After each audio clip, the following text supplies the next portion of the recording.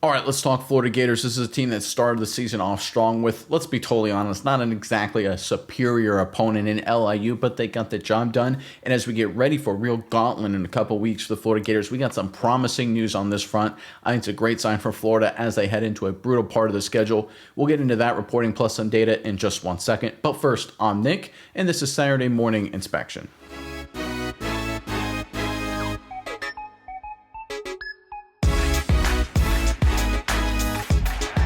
All right, the Gators did their job, right? They had it relatively easy. I don't want to demean LIU. Look, I came from FCS football. I played FCS football. I know what it's like to go into these environments and get absolutely throttled. So I don't want to demean LIU, but let's be totally honest here. It wasn't like it was a really challenging opponent, but the Gators got it done. They figured it out. They won, 55-0 or whatever it was, right? It was just a total bloodbath performance. Obviously, that was expected, but it's all in preparation, everything Florida does to that massive gauntlet in the middle of their schedule, which we'll get to in just a second. It's about getting all their studs back, getting every key role player back and healthy and prepared. And to that end, there's some good news for the Florida Gators. Let's pull up this first article here. This is courtesy of Gators Online. The number 13 Florida Gators pitched a shutout in week 1 without one of their top players on defense. Redshirt senior defensive lineman Caleb Banks, I'm sure all of you are very well aware of him, missed his second consecutive game, sitting out the season opener after missing the 2024 Gasparilla Bowl with a foot injury that required off-season surgery. UF coach Billy Napier provided an update following Wednesday's practice on Banks. Caleb's doing good. He's doing really well, Napier said. He's kind of hitting that next step, so he's really close. So we'll see where he's at this weekend and next week as well. This weekend, a little bit different, but going forward, I think that's the most important thing. Let's get into the second part of the story again, courtesy of Gators Online. With Banks out, Florida Gators starting defensive lineman against Long Island were redshirt junior Jamari Lyons and sophomore Micah Burrow, who made his first career start. Lyons and Burrow only played 12 and 11 snaps respectively, while Baylor transfer Brendan Bett received 15 snaps in his first game as a Gator. Bett, a 6'5", 308-pound redshirt sophomore, said he's playing nose tackle primarily, but can also line up at the end spot, Banks' position, on UF's defensive line. Caleb being down right now, I would say it's definitely a hindrance to the D-line, like it's Caleb Banks. I mean, well said from Bett. But me, Makai, and Jamari, we're just trying to do our best, just replace that role while he's out and just try to stay dominant, even without him being in the game until he gets back. Yeah, so this is obviously good news that Banks is getting closer and closer. We're getting into that, like I've said, like 5 times already, just that murderer's row upcoming for the Florida Gators. Obviously, they're going to need all hands on deck. Banks is one of the key forces on that defensive line, but we're seeing some of these transfers, some of these new guys get into the fold, younger guys getting more reps. Now's the time to do it. Again, all things getting ready for that brutal stretch here for the Florida Gators. And if we pull up that stretch, just to highlight everything here. So we've got, of course, South Florida this week. Obviously matchup in Tampa, or I guess Tampa's coming to Gainesville, in South Florida. But then you get into that stretch. You go to Baton Rouge, night game, that's tough. You then go to Miami, right? That's going to be tough. I mean, Miami looked good against Notre Dame. Carson Beck, SEC quarterback, he knows how to play. You get Texas at home, which helps, but it's still Texas. Then you go to Kyle Field, A&M, which is like the one time if you want to play A&M, which are kind of an underrated team, but you want to avoid playing them at A&M if you have to. And of course, Florida gets them at A&M. They get Georgia, I think Mississippi State at home before they play Georgia, right? And then a 3-game stretch at the end of the season. I mean, this is just brutal, right? Now, I will say this, Florida Gators have the talent to win a lot of these games, maybe the vast majority of them, right? And they've got the players. They just need guys that can fill out the rest of this roster to get all of their bodies, everything the roster is supposed to look like. And I think Caleb Banks has to play a big role in this. This has to be a defensive team that is ready for this moment. LSU, great offense. Miami, great offense. Texas didn't look like they had a great offense against Ohio State. But Matt Patricia, Ohio State's defensive coordinator, he had a great game plan. I still think there's a lot of Texas firepower for the Texas Longhorns. You look at A&M, we don't really know what they're going to look like offensively. I think that's the easiest matchup of the bunch. But still, they can have flashes. Ask LSU last year. They can go on these runs and really just eviscerate you. And, of course, then we have Georgia, more of a defensive team, in my opinion, but they've got enough horses on the offensive side of the ball. And then Ole Miss, Tennessee, and Florida State. Boy, did Florida State look good offensively with that mobile quarterback. Gus Malzahn offense against Alabama. So there's a lot of great offenses, a lot of talent down the stretch here for Florida. So it's critical that they get all guys 100% on deck. Because if you look at the Florida Gators last season, and let's pull up this chart right here to highlight what I'm talking about, and I'll go full screen right here real quick just to make it easier to view. This is the SEC rankings last year for defense in the conference. And you can see right there, Florida is number 12 in overall defensive grade. Defense all the way on the far right there.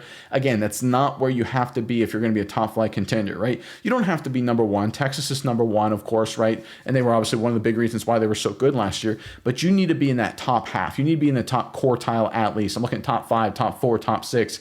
DJ Lagway in this offense, of course, is going to be outstanding and really good, but you can't be 12th. And if you're going to avoid that 12th spot, you need a good mix of new guys and veterans stepping up and emerging for the Florida Gators. As I go back to just looking at me right here, the Gators last season, they weren't good enough defensively, at least early in the season. And if we go back here, let me pull up the gauntlet one more time, you can see there's not going to be relief, right? If it takes them a few games to get going, there could be 3 straight losses there. You could be 2-3, right? And against 3 top 10 teams in a row, right? That would not be like unheard of to lose to LSU, Miami, and Texas. I don't think Florida will, but it would certainly not be the craziest thing of all time for any team to lose those 3 games.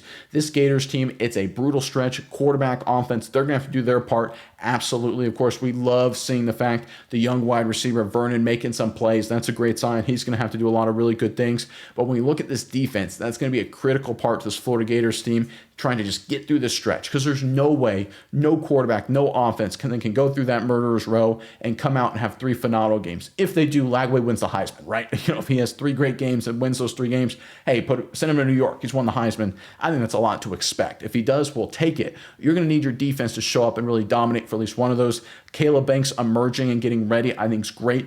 For me, my opinion on this is pretty simple. He's a veteran. He's been around the block.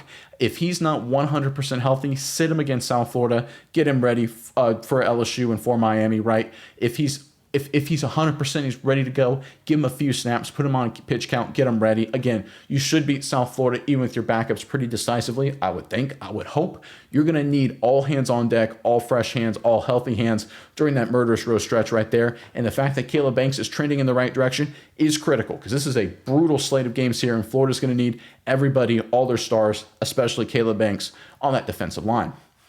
All right, Florida fans, got a few more things to talk about today. But first, in the comment section below, as we look at this Florida Gators team and as we look at what we saw week 1 against LIU, obviously it's hard to really measure anything from that game. But what's one thing you think the Gators really need to work on going forward as they prepare for this brutal stretch, right? Is it pass blocking, run blocking, third down defense, penalties, whatever it may be? Give us the one thing you want to see the Florida Gators really work on and improve against South Florida and in preparation for this slate of SEC games. Put it in the comment section below. But look, it's not just Caleb Banks, right? We're starting to see some other guys get a little healthy here. Let me pull up this report right here, also from Gators Online. Just a brief little tidbit that Florida Gators receiver Khalil Jackson, who had ACL surgery last September and a second surgery on the same knee this summer, is nearing his return. Now, look, it's, root nothing for the best for Jackson. Is he going to have a massive impact? Probably not. But it's one of those things where all hands on deck. If at the worst case, if he's just another scout team body, right, to get you ready for this stretch, worth it, right? If he's a depth piece, a special teams guy, worth it. This is one of those stretches that will really define this season, obviously, but it really will define the Billy Napier era. And I'm just going to keep going back to it because it's absolutely just massive when I look at this, guys. We're going to find out. Florida goes 10-2. They're in the playoffs. I mean, because this schedule is absolutely bonkers, right? And I think this is one of those things where you look at all of these teams. LSU, Kelly coaching for his job. Miami, Cristobal for his. Texas, they're trying to get over the hump. Texas A&M, Mike Elko trying to prove he's different. You look at Georgia, Kirby Smart, always really good, of course. Tennessee, Heupel, Kiffin and Ole Miss. And we had, of course, Norvell to finish out the season at Florida State. He came into the season with a lot of question marks. There's a lot of coaches. There are a lot of teams with a sense of urgency.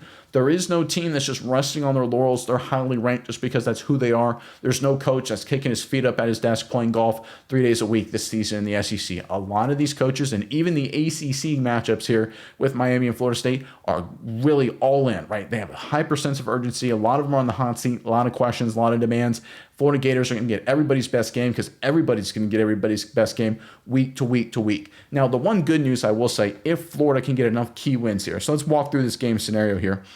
Let's say they lose at LSU, but they beat Miami and hold court against Texas and A&M and then fall to Georgia and then lose, let's say, against one of the 3 against Ole Miss, Tennessee, and Florida State, right? That puts them at 9-3.